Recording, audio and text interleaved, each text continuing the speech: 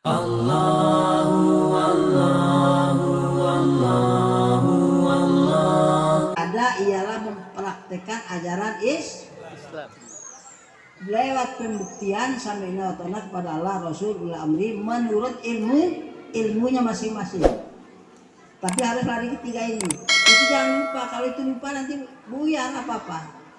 Semua apapun dilakukan dalam pembuktian sami'na wa ta'na kepada Allah, Rasul, ulil amri, itu namanya ibadah. Itu harus matang betul.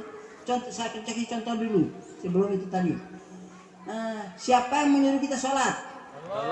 Allah dan Rasul. Kalau nggak sholat bahaya ya. Siapa yang menuju kita saum? Allah. Rasul. Tidak saum masuk neraka.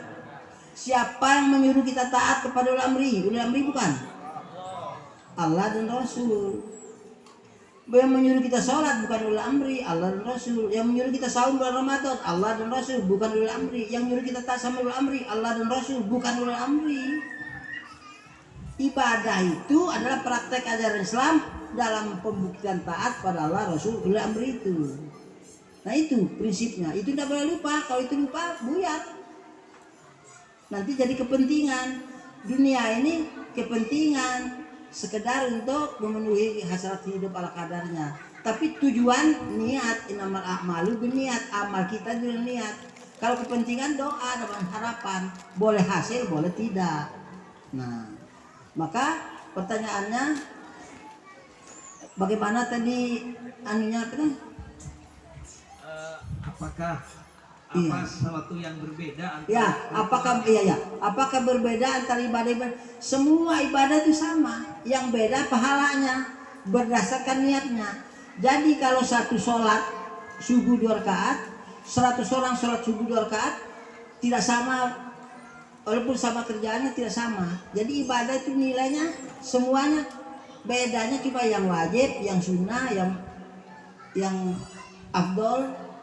Nah, bedanya tuh di hukumnya, tapi yang kita cari itu pahalanya. Pahala itu balasan Allah tentang ibadah kita berdasarkan ketulusan niat kita. Jadi dia sudah sholat 4 rakaat, ini sudah 100 kali sholat, ini baru 1 kali sholat, belum tentu surga nerakanya. Karena bukan ibadatnya itu yang dinilai, yang pahalanya nanti ditimbang, pahala ibadah. Jadi semua kerjaan itu apapun tidak ada bedanya. Jadi tidak boleh pilih mana yang mampu kita laksanakan, ada kemampuan laksanakan, tidak ada pilihan. Nah, hukum nanti menentukan kalau ada yang lebih afdol kita dahulukan yang lebih afdol, itu kepandaian saja. Tapi tidak boleh pilih. Saya pilih yang ini aja, yang itu tidak usah. Atiullah terus beri minkum saya tasawul amri. Yang sholatnya tidak usah, tidak bisa. Semua kerjaan itu harus dalam pembuktian sami'na wa ta'na pada Allah, Rasul, ulil amri. Jadi nggak bisa dipisah. Makanya saya pun jangan lupa. Sholat, kenapa kamu sholat? Di belakang kalau calon mertua, yang nggak jadi. Harus dalam rangka membuktikan taat sama Allah, Rasul, ulil amri, itu ibadah. Jadi nggak boleh dia sholatnya tinggal. Nah, berarti menolak ati Allah atau Rasul atau ulil amri minkum. Atau apa dipilih, tidak bisa. Nanti nilainya menurut niat ketulusannya dia. Maka surga itu 100 tingkat, bukan 10 tapi 100 tingkat surga itu. Nah itu dia. Jadi tidak boleh lupa yang disebut ibadah adalah pembuktian sami'na wa ta'na kepada Rasulullah, mempraktekkan ajaran Islam. Begitu tidur, kenapa kamu tidur baca bismillahirrahmanirrahim ahya kamu? Kiai saya bilang begitu, Anda diterima. Tidak ada atulah waktu Rasul, waktu kiai saya nggak ada.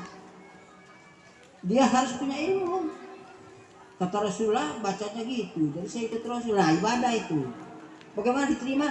Kalau sudah ibadah, pertanyaan selanjutnya diterima apa tidak? Nah itu pertanyaan. Tapi kalau belum ibadah nggak usah ditanya diterima apa tidak, udah bubar, nol, tidak ada apa-apanya. Tapi kalau sudah pembuktian sami'na wa ta'na pada Allah, Rasulullah, ibadah sudah, sholat ibadah sudah. Tapi kalau tujuannya apa? Ke dunia, langsung fawailul musallin, karena kawel, karena tujuannya dunia.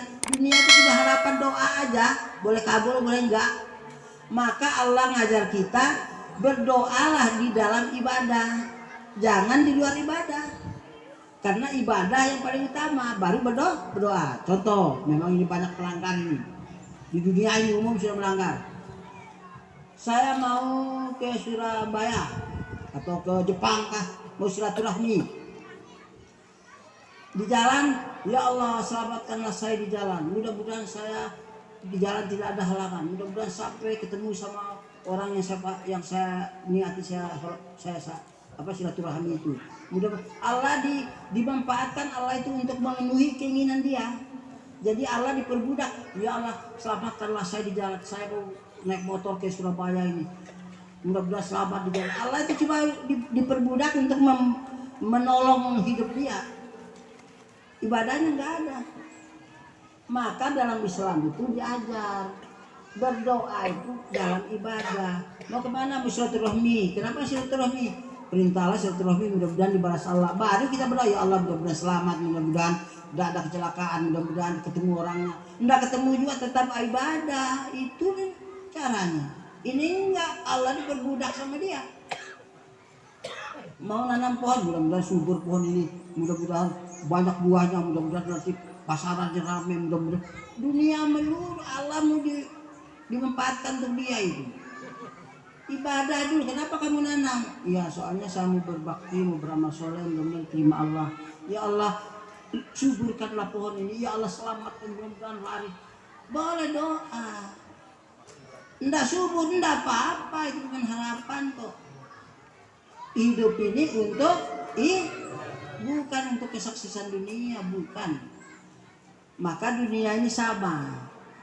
Kambing, kerbau, makan misi, ngantuk cacing, makan kenyang, ngantuk tidur. Jengkrik, makan kenyang, ngantuk tidur. Orang gila makan kenyang, ngantuk tidur. Walaupun 10 tahun gila ya makan kenyang untuk tidur. 20 tahun gila makan kenyang untuk tidur. Miskin makan kenyang untuk tidur. Kaya makan kenyang untuk tidur. Enggak, oh kalau kaya dia bukan makan kenyang, makan apa? Kenyang nyong. Enggak. Ya kenyang selesai untuk tidur sama.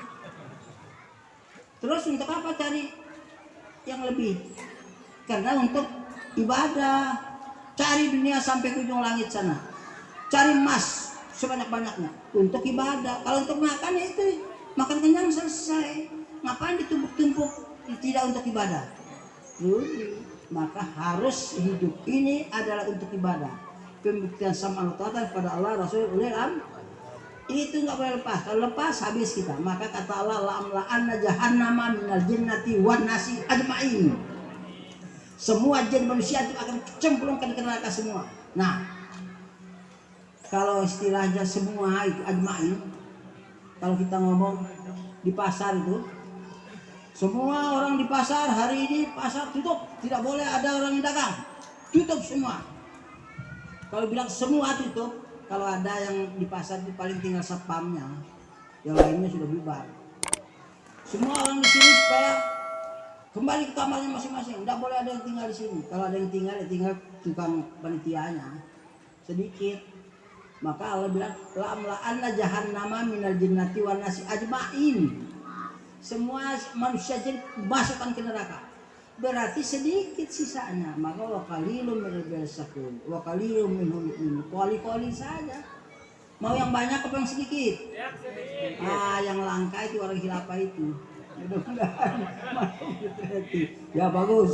Baik tadi. Allah